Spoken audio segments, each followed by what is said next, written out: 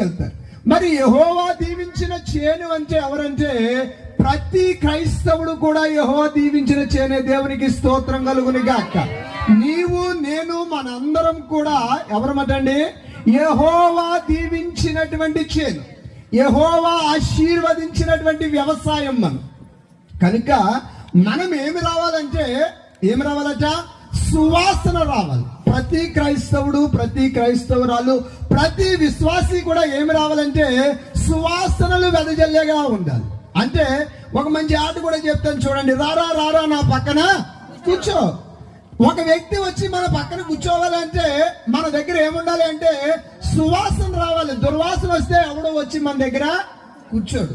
అంటే ఒక వ్యక్తిని మనం ఆకర్షించాలి, ఒక వ్యక్తి మనతో మాట్లాడాలి, ఒక వ్యక్తి మన దగ్గర కొంచెంసేపు కూర్చోవాలంటే మనం ఏమి రావాలట? సువాసన రావాలి. నిజమే, మరి లోకంలో మంచి